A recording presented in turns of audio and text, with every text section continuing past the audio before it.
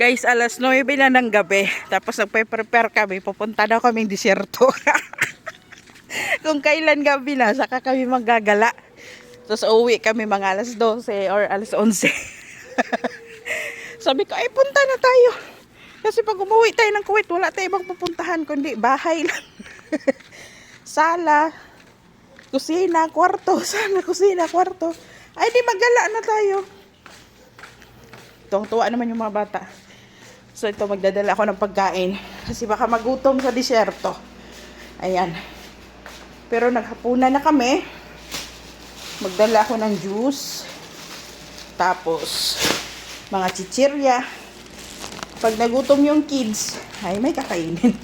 So magbaon tayo ng chichirya. Yung mga bata.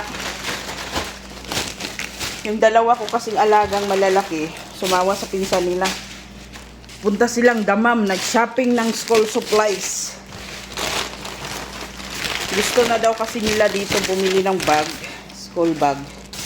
Kaya sumama sila doon. Ang naiwan sa akin yung maliliit. Tapos, sama kami, punta kaming disyerto. Ayan. Ganun lang ang buhay. Sama-sama lang. Magdadala ako ng juice.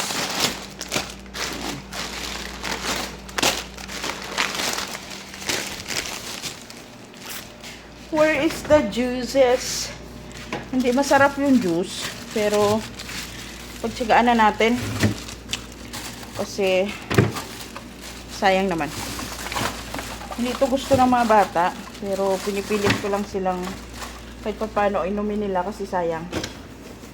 Yan, hindi nila like. Hindi nila like. Yung mga alaga ko kasi maarte sila sa ano.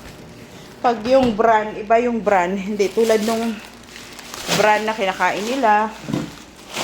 Ganun. Products na kinakain nila. Hindi brand ba tawag ko? Pangalan baga. Hindi nila kinakain. Kaya ayun. Alis na tayo. Kunin ko lang yung wifi. Magdadala tayo ng internet. At yung dalawang cellphone. Kasi magbibideo-video tayo doon sa ayan, magbideohan natin yung ano doon, moon. So, let's go. Kunin natin yung wifi. So, dalawa lang yung cellphone kong dalhin. Actually, yung cellphone ko 3. Tapos, dalawa, dalhin natin. Yung isa, iwan natin. Tapos, dalhin natin yung wifi. Ayan. Yan yung wifi natin. Tapos dalawang cellphone. Okay na to. So, let's go! Tapos na pala ako maglaba. Ayan o.